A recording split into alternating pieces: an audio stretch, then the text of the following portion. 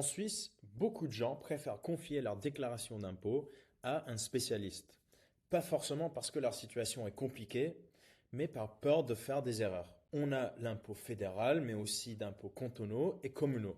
Et ça peut vite sembler flou. Quand on habite dans le canton de Vaud, cette sensation de c'est compliqué revient encore plus fort. Et pourtant, il y a de l'espoir. Parce que quand vous comprenez comment le revenu imposable est calculé, comment fonctionnent les déductions possibles dans le canton de Vaud, vous pouvez mieux comprendre ce que vous pouvez optimiser et parfois même économiser plusieurs milliers de francs. C'est pour ça que je filme cette vidéo. J'ai aussi été perdu dans le passé et je comprends cette sensation d'angoisse qu'on reçoit chaque année, cette grosse enveloppe remplie de papier. Et encore, personnellement, j'ai fait plus de 7 ans d'études en finance avec 3 ans à HEC Paris. J'ai travaillé en banque privée à Genève et à Zurich, mais on n'apprend pas comment gérer nos impôts, ni à l'école, ni dans nos travail. Donc je comprends 100% la frustration. Là maintenant, j'aide des gens partout en Suisse, mais surtout dans le canton de Vaud, à comprendre comment mieux gérer et optimiser leur patrimoine en Suisse. Je me suis rendu compte dans mon travail en banque que beaucoup de Suisses ne veulent pas juste aveuglément déléguer la gestion de leurs finances, mais plutôt comprendre soit comment le faire eux-mêmes, ou soit comprendre comment la gestion se fait. Si en regardant cette vidéo, vous trouvez que vous n'avez pas une vision claire de vos finances, je vous invite à réserver un appel découverte gratuitement avec moi. Le lien est en description. En 40 minutes, on fait le point ensemble et on regarde ce qui est possible dans votre cas et comment mieux avancer. Petite précision importante avant de commencer cette vidéo, je ne suis pas expert fiscaliste, plutôt un investisseur. Mon objectif est juste de vous donner les bases solides pour mieux comprendre votre situation. Et si vous voyez des imprécisions dans cette vidéo, partagez-les en commentaire s'il vous plaît. Il faut aussi considérer que je ne vais pas pouvoir entrer dans tous les détails dans cette vidéo, mais je vais faire mon mieux pour bien expliquer comment fonctionnent les impôts dans le canton de Vaud. L'essentiel, c'est que vous repartiez avec une vraie compréhension du système, ce qui change dans le canton de Vaud et surtout comment vous pouvez mieux comprendre et mieux optimiser de votre côté.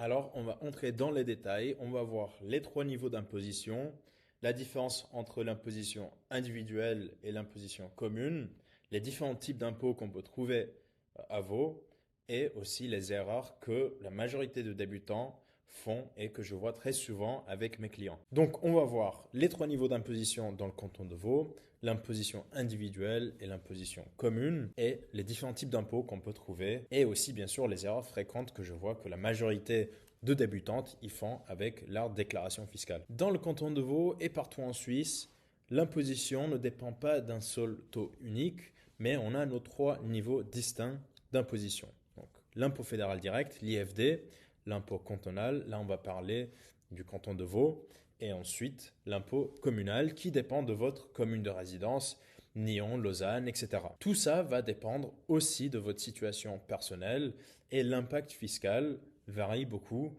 dépendant de si on a des enfants ou pas, si on est marié ou pas, et on va voir tout ça dans cette vidéo. Donc d'abord l'impôt fédéral. C'est prélevé par la Confédération et s'applique de manière identique pour toute personne qui réside en Suisse, y compris bien sûr les gens qui habitent dans le canton de Vaud. C'est identique partout, Vaud, Zurich, Genève, tout le monde va payer cette même imposition et on va le calculer avec un barème progressif qui est déterminé par la Confédération. Ce qu'il faut comprendre, c'est que c'est pas l'ensemble de notre revenu qui est taxé à un taux plus élevé dans ce barème progressif, c'est par tranche. Donc, si on passe d'une tranche à une autre, c'est cette partie, cette palier de nos revenus imposables qui vont être imposés à un taux plus élevé. C'est pas comme si tous nos revenus vont être imposés à un taux plus élevé. C'est vraiment par tranche. Comment c'est calculé? Donc, 2 grandes étapes. On va commencer par déterminer le revenu imposable. Très simple. On prend notre revenu brut annuel et on va déduire les déductions autorisées, pilier 3A, frais professionnels, cotisations sociales, etc. Ça nous donne le revenu imposable. Ce qu'il faut comprendre, c'est que le plus qu'on peut déduire, le mieux parce que en fait c'est la seule manière d'optimiser notre impôt fédéral. On prend l'impôt imposable et ensuite on va appliquer le barème progressif. Comme je l'ai dit, ça fonctionne par tranche où les premières tranches vont être taxées à un niveau plus faible et ensuite des tranches plus élevées, tranche par tranche, vont avoir des niveaux d'imposition plus élevés, très simplement. Un autre point intéressant à comprendre, c'est que l'IFD représente la plus petite partie de votre facture fiscale. Plus précisément, pour expliquer quelle part représente l'IFD dans le canton de Vaud, parce que ça dépend aussi de notre imposition cantonale et communale, pour voir quelle part représente l'IFD. Pour donner un exemple simple, si quelqu'un a un revenu de autour de 80 000 à 120 000 francs, j'ai calculé que cette part de IFD est entre 8% à 15% de la facture fiscale totale de la fin de l'année. Pourquoi ça varie? Parce que bien sûr ça dépend des revenus, mais ça dépend aussi de la situation personnelle, si on a des enfants ou pas, si on est marié ou pas. Donc tout ça va impacter aussi bien sûr dans quel canton, quelle commune on réside pour voir quelle part représente l'IFD. Pour donner un exemple un peu plus concret, dans le canton de Vaud, si on a quelqu'un qui a des revenus imposables de 100 000 francs. Ensuite, on calcule que l'impôt total que la personne doit payer, donc fédéral, cantonal, communal, etc., sont de 20 000 francs. On peut estimer que la part fédérale serait autour de 2 à 3 000 francs de l'impôt total. Donc c'est vraiment la partie la plus petite de l'impôt total. La part de l'impôt cantonal, spécialement en Vaud, est beaucoup plus élevée, et même l'impôt communal est aussi plus élevé que l'impôt fédéral. Maintenant, l'impôt cantonal, donc c'est la partie la plus importante de notre facture fiscale, et c'est aussi pour ça que les gens, des fois, ils déménagent à d'autres cantons pour minimiser leurs impôts. Mais là, on va parler du canton de Vaud, donc on va prendre l'hypothèse qu'on reste ici, et bien sûr, dans les différentes communes, on a différents impôts, on va voir ça juste après, mais c'est la loi vaudoise qui va déterminer encore un barème progressif au début de cette process pour voir c'est quoi notre impôt de base dans le canton de Vaud qu'on va ensuite utiliser pour appliquer un multiplicateur que je vais montrer juste après. Mais voilà, on a déjà notre barème progressif, on a un multiplicateur qu'on va appliquer et on a aussi d'autres déductions qu'on peut appliquer. Donc dans chaque canton, on a des règles spécifiques pour des déductions. Déduction pour enfants, déduction familiale, différents plafonds qu'on peut avoir, l'imposition de la fortune qui est aussi très importante, surtout si on a une fortune plus élevée, plus importante. Donc tout ça, c'est déterminé par la loi vaudoise. Comment fonctionne maintenant le coefficient cantonal? Dans le canton de Vaud, donc on va prendre notre impôt de base et on va multiplier ça par le multiplicateur. Dans le canton de Vaud, c'est autour de 155%. Donc, exemple simple, si on a 10 000 francs, on multiplie ça par 155%, ce qui donne 15 500 francs. Pourquoi c'est important? Parce que généralement, si on prend un cas comme on l'a vu avant, de quelqu'un qui a 100 000 francs de revenus et ensuite peut-être 20 000 francs de revenus d'impôts, on va trouver qu'on a autour de la moitié, donc entre 40 et 60% de notre charge fiscale totale qui va être les impôts cantonaux de Vaud. C'est pour ça que c'est important de comprendre comment ils fonctionnent. Ensuite, on a nos déductions. Donc, dans le canton de Vaud, on a différentes déductions et différentes règles, différents plafonds. On a des déductions liées à la famille, donc des déductions pour quelqu'un qui est marié, pour des couples mariés plutôt, par enfant à charge, pour des parents seuls aussi. Je vais parler de ces règles après aussi dans plus de détails, mais le plafond dans le canton de Vaud pour un enfant à charge, c'est autour de 10 000 francs. Ça, c'est aussi quelque chose de spécial dans le canton de Vaud. On peut avoir des déductions automatiques aussi, et je vais parler de ça juste après.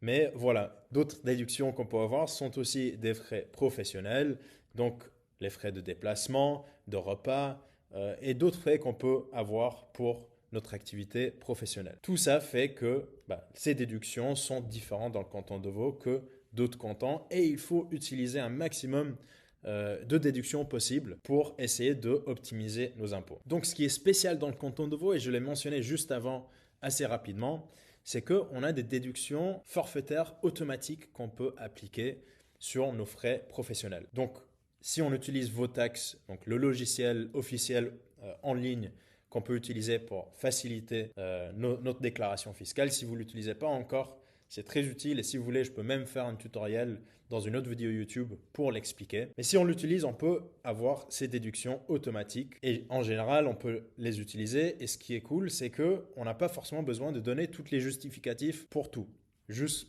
entre les plafonds. Donc par exemple, pour les plafonds par enfant, 10 000 francs par enfant, On n'est pas obligé de donner toutes les justificatifs. À côté de ça, par exemple, on a des seuils assez élevés pour des dépenses médicales. Donc si vous ne faites pas ça encore de déduire les dépenses médicales aussi, n'hésitez pas à le faire parce que c'est des déductions qu'on va appliquer pour réduire nos revenus imposables. Maintenant, comment fonctionne l'impôt communal? Donc, on a le même système, mais on va prendre maintenant notre impôt de base, c'est l'impôt cantonal. Bien sûr, dans chaque commune, on paye différents impôts et c'est parce que les multiplicateurs ou coefficients sont différents. Ça, c'est une partie de la différence.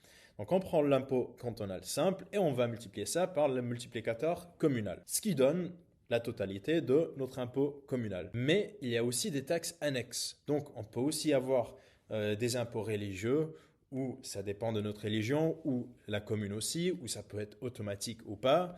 On a d'autres taxes comme la taxe déchets, où on peut aussi ajouter ça, ce qui n'est pas forcément le cas dans toutes les communes, des frais à payer pour des services publics, et plein d'autres choses qui peuvent être peut-être inclus dans le multiplicateur ou pas. Donc l'impôt total est la somme de l'impôt communal qui intègre cet multiplicateur et aussi toutes les taxes annexes. Ce qui veut dire que juste parce qu'une commune a un multiplicateur plus faible qu'un autre, si on ne considère pas les taxes annexes, on ne peut pas savoir si l'impôt total communal est plus élevé ou pas. Je dis ça parce que ça veut dire que si vous voyez que le multiplicateur est plus faible dans une commune, ça ne veut pas dire qu'il faut directement déménager et aller là-bas. Il faut aussi considérer les taxes annexes. Mais c'est quoi les différents niveaux dans les différentes communes, donc ces différents multiplicateurs. Et c'est important de comprendre parce que ça veut dire que deux personnes qui habitent à quelques kilomètres de distance, voire quelques mètres de distance, peuvent payer différents impôts à cause de leur commune. Donc exemple, Éclépin, 46%, Lausanne, presque 80%. Donc une différence de plus de 30% qu'on va appliquer à notre impôt cantonal pour trouver l'impôt communal. Il y a plein d'autres taux ici, je n'ai pas mis tous les communes. Si vous voulez des listes de toutes les communes, je peux les trouver et les mettre dans la description aussi. Mais voilà, ça c'est quelques exemples et on voit qu'il y a des grandes différences. Pour entrer dans plus de détails avec un exemple, donc disons qu'on a l'impôt cantonal qu'on a calculé de deux personnes qui arrivent à 15 500 francs. Donc deux personnes qui habitent dans le canton de Vaud avec les mêmes profils, ils peuvent facilement avoir le même impôt cantonal et bien sûr le même impôt fédéral. Mais si une personne habite dans Éclépin et l'autre personne habite à Lausanne, cet multiplicateur va impacter beaucoup. À Éclépin, par exemple, si on multiplie notre impôt cantonal de 15 500 francs avec le multiplicateur de 46%, on va avoir un impôt communal d'autour 7 000 francs, ce qui donne la totale de cantonal plus communal à 22 630 francs. Ensuite, si on fait la même chose pour Lausanne, où le taux communal est plus élevé, ce multiplicateur, on prend 15 500, on le multiplie par 78,5%, on va avoir 12 168 francs. Donc en total, autour de 27-28 000 francs si c'est la totalité de cantonal communal. Je montre tout ça juste pour dire que ce cas-là, qui est très réaliste, donne une différence de 5 000 francs annuellement d'impôts. Et ça, c'est juste au niveau de la commune et pour des revenus assez modestes. Si on a des impôts plus élevés, donc revenus imposables plus élevés, cette différence va aussi s'élargir. Donc c'est important de essayer peut-être d'optimiser à ce niveau-là, soit les déductions, soit peut-être déménager si c'est un projet que vous voulez considérer. Bien sûr, ce n'est pas pour tout le monde, surtout si on a grandi quelque part. Mais au moins, il faut comprendre comment ça fonctionne et si c'est envisageable. Et là, pour parler un peu plus stratégiquement, qu'est-ce qu'on peut faire? Donc, j'ai parlé de changer de commune, peut-être un choix un peu plus difficile. Mais déjà, ce qu'on peut faire très facilement, c'est essayer de réduire notre base imposable au maximum. Donc, utiliser les déductions autorisées, pilier 3A, rachat de deuxième pilier, frais professionnels, transport, repas, formation, etc. Déductions pour les enfants, bien les utiliser jusqu'au plafond. Utiliser les cotisations sociales, assurances, etc. Tout ça pour réduire notre base imposable. Parce que ça va réduire nos impôts aux 3 niveaux d'impôts. Fédéral, cantonal, communal. Parce que c'est calculé sur cette même base imposable. Chaque franc qu'on arrive à réduire va déduire les 3 impôts simultanément, donc il faut essayer vraiment de le faire au maximum. Si vous voulez, je peux aussi faire des vidéos sur les différentes déductions qu'on peut faire et entrer vraiment dans plus de détails de chaque déduction. Mais comme j'ai parlé avant de proportions, là pour entrer dans plus de détails de de ces proportions, parce que c'est important de comprendre aussi comment c'est structuré. L'impôt cantonal, c'est autour de la moitié, donc autour de 55% de notre facture totale. L'impôt fédéral, la plus petite partie, entre 8 et 15%, et l'impôt communal, autour de 30-40%, qui bien sûr varie aussi de la commune. Et là, c'est dans un cas qu'on habite à Vaud. Donc j'ai fait mes calculs pour quelqu'un qui habite dans le canton de Vaud, mais c'est les situations personnelles et voilà l'état civil, etc., qui changent les pourcentages. Mais ce n'est pas uniquement ces trois choses qu'il faut comprendre. Donc on a une imposition pour ces trois niveaux, mais on a aussi différents niveaux d'imposition pour nos différentes situations personnelles. Et là, je veux parler en plus des détails de l'imposition individuelle et aussi l'imposition commune. Là, pour commencer avec l'imposition individuelle, pour des gens célibataires, etc., on a une déclaration à faire par personne. Dans le canton de Vaud et partout en Suisse, notre imposition dépend aussi de notre état civil. Et là, l'état civil du 31 décembre de la fin de l'année. Ça dépend si on est marié, donc imposition commune ou imposition individuelle, et ça va impacter nos impôts. Et c'est pour ça qu'on va entrer dans les détails. Donc dans le canton de Vaud, pour l'imposition individuelle, ça c'est pour si vous êtes célibataire, divorcé, séparé légalement ou en concubinage, on va appliquer l'imposition individuelle. Donc l'impôt est calculé uniquement sur vos propres revenus. Et bien sûr, il faut faire une déclaration par personne. Dans l'imposition individuelle, il n'y a aucun cumul avec votre partenaire, même si vous habitez ensemble pendant plusieurs années. Par exemple, deux concubins qui habitent à Lausanne, qui habitent ensemble, chacun gagne 100 000 francs chaque année, ils vont avoir séparément ces 100 000 francs imposés et ils ne vont pas être cumulés et imposés à 200 000 francs. Ça, c'est le cas de l'imposition commune. Là, c'est pour des couples mariés où le ménage est considéré comme une seule unité fiscale. Ça, c'est pour les revenus et aussi les fortunes. Dans l'imposition individuelle, les fortunes sont aussi séparées. Là, ils sont cumulés. Et c'est ce qu'on appelle aussi la pénalisation du mariage. Parce qu'on va cumuler les deux, donc les deux fortunes, les deux revenus, et ça peut nous faire passer à d'autres tranches supérieures, même si peut-être les fortunes, c'est les fortunes de chaque personne, mais si on est marié, on va les considérer ensemble. Et dans l'exemple qu'on avait avant, de deux personnes de 100 000 francs, là maintenant, s'ils sont mariés, on va faire la déclaration ensemble avec 200 000 francs de revenus. Et bien sûr, les fortunes sont aussi cumulées. Mais des enfants changent pas mal la situation. Parce que bien sûr, on est pénalisé si on est marié, parce qu'on va passer dans d'autres tranches supérieures. Mais avec des enfants, ça va changer la chose et ça le va faire un peu plus avantageux. Je vais expliquer comment, mais ce qu'il faut considérer, c'est que si on a des enfants et on est marié, c'est mieux. Mais si on est marié et on n'a pas des enfants, c'est là que ça devient plus désavantageux.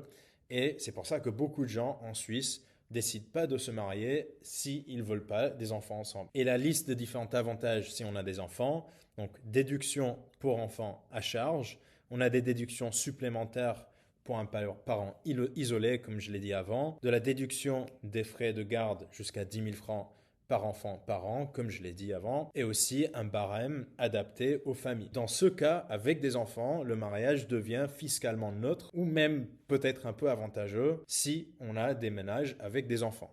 Sans enfants, généralement, c'est désavantageux parce que juste on passe à des tranches d'imposition supérieures sans l'impact positif des enfants. En plus de ça, on a aussi l'impôt sur la fortune. Et si on a l'imposition commune, on va ajouter les deux fortunes ensemble et avoir cette barème progressif d'imposition sur la fortune aussi, qui peut aussi faire notre patrimoine passer à des tranches supérieures. Donc, ce qu'on regarde souvent, c'est trois choses. D'abord, on va regarder l'impôt sur le revenu. Est-ce que c'est mieux d'être ensemble ou pas, ou cumuler les deux revenus. Ensuite, la fortune aussi. Et dernièrement, les enfants. Est-ce que les déductions des enfants vont nous bénéficier à ce niveau-là aussi? Donc, c'est ces trois choses qu'on va considérer pour voir si stratégiquement c'est mieux pour se marier. Bien sûr, il y a d'autres raisons qu'on peut avoir, la tradition, etc. pour se marier. Et bien sûr, ils sont tout à fait respectables aussi. Mais là, je parle uniquement de l'optimisation stratégique. Dans nos impôts, si on va parler des impôts, on a des impôts directs et des impôts indirects. Jusque-là, on a parlé des impôts directs Ça, c'est dans la déclaration fiscale qu'on fait à la fin de l'année. Les impôts indirects sont plutôt des impôts qu'on ne voit pas, parce que là, c'est le TVA, droit de timbre, etc. Et généralement, ils sont les mêmes partout en Suisse, mais des fois, il y a des différences. Pour commencer avec des impôts directs, donc si vous utilisez vos taxes, c'est les impôts qui sont déclarés avec vos taxes, revenus, fortune, et c'est là qu'on peut optimiser.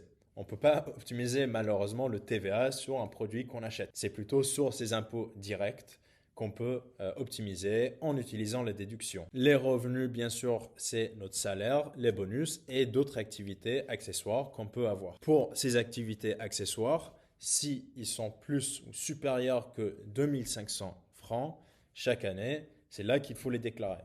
Si c'est moins que ça, il n'y a pas besoin. Ensuite, on a les revenus de la fortune. Donc, c'est sur nos dividendes, intérêts, revenus locatifs, rendement de placement financier à la fin de l'année. Donc, notre portefeuille en bourse, par exemple, à la fin de l'année, 31 décembre. Tout ça est considéré comme notre fortune privée. Les plus-values privées de nos actions, par exemple, en bourse, sont exonérées d'impôts. Mais uniquement si on reste un investisseur privé. Et si vous voulez comprendre la différence entre un investisseur privé et un investisseur professionnel, j'ai une vidéo sur YouTube exactement sur ce sujet. Dernièrement, on a aussi les revenus de la prévoyance, donc rente AVS, rente LPP et des fois rente d'invalidité.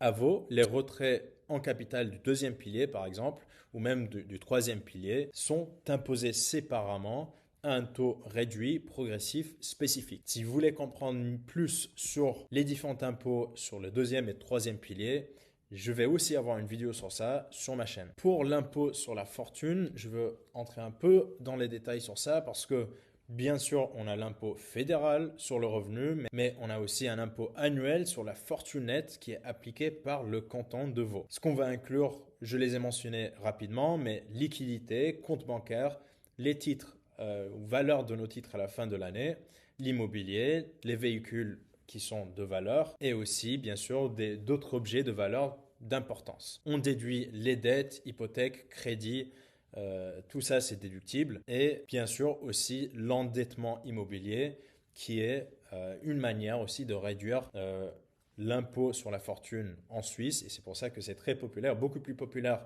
en Suisse de prendre des dettes sur de l'IMO ou des hypothèques que dans d'autres pays. Pour l'impôt sur la fortune, le taux est aussi progressif avec des taux qui peuvent monter jusqu'à 0,3 à 0,6% selon le niveau de fortune et aussi la commune dans laquelle on habite. Un point à considérer aussi, c'est que notre revenu dans le deuxième pilier et troisième pilier A ne sont pas inclus dans la fortune imposable. Donc, on a le double avantage que déjà on peut déduire de nos revenus imposables et aussi ils ne sont pas inclus dans notre fortune imposable. Donc, c'est pour ça qu'il faut vraiment savoir comment utiliser notre deuxième pilier et troisième pilier au max pour optimiser nos impôts. Ensuite, on a les impôts indirects. Donc, TVA, droit de timbre, impôts anticipés, etc. Pour le TVA, on a différents niveaux de taux pour différents types de produits. Pour des produits normaux, on a un taux autour de 8%. Taux réduit, c'est 2,6%. Et on a d'autres taux spéciaux comme le taux spécial d'hôtellerie qui est de 3,8%. Ça, c'est fédéral, donc ça ne change pas si on est dans le canton de Vaud ou dans le canton de Genève, par exemple. Ensuite, on a l'impôt anticipé de généralement 35% sur les dividendes suisses au moins. Ça, c'est aussi sur nos dividendes en bourse. Donc, c'est quelque chose à vraiment comprendre parce qu'il y a des manières de minimiser l'impôt anticipé. Et je parle de tout ça dans beaucoup plus de détails dans mes vidéos sur les impôts en bourse. Donc, regardez mes vidéos sur les impôts en bourse sur ma chaîne YouTube aussi. Mais ce qu'il faut comprendre, c'est que l'impôt anticipé est récupérable avec vos taxes si on déclare correctement et on sait exactement comment le faire. Ensuite, on a les droits de timbre qui sont appliqués automatiquement sur, par exemple, nos actions, nos titres, si on utilise un courtier suisse. Si on utilise un courtier suisse, on va être imposé on va appliquer un droit de timbre de 0,15% sur des titres suisses et sur des titres étrangers, le double, 0,30%. Le but, c'est de nous pousser à prendre plus de titres suisses, même si le niveau est assez faible. Des fois, c'est pour ça que les gens ils préfèrent utiliser des courtiers internationaux parce que ça évite cette partie automatique qui est enlevée. En plus de tout ça, on a d'autres taxes selon notre commune, comme je l'ai mentionné, de déchets, les taxes au sac, impôts sur les chiens, plein de petites annexes qu'on peut trouver, qu'on va considérer des impôts indirects parce qu'on ne va pas forcément les payer directement et on ne les voit pas parce qu'ils sont cachés dans les prix. Là, j'ai noté 5 erreurs que je veux vous partager que la majorité de débutants ils font. Donc d'abord, le point le plus important pour moi, personnellement, c'est d'optimiser le troisième pilier A. Beaucoup de gens, soit ils l'utilisent pas, soit ils l'utilisent pas assez, mais comme j'ai dit, on a cette double réduction d'impôts sur la fortune parce qu'on va cacher un peu de l'argent de l'impôt sur la fortune et on va aussi avoir des déductions sur notre revenu imposable. C'est fait pour nous encourager à préparer nos retraites et c'est fait d'une manière pour nous encourager, donc ça nous permet d'optimiser nos impôts. Ça vous permet de réduire votre revenu imposable, cantonal, communal et aussi fédéral et aussi indirectement l'impact de la progression vaudoise parce qu'on va réduire nos impôts imposables.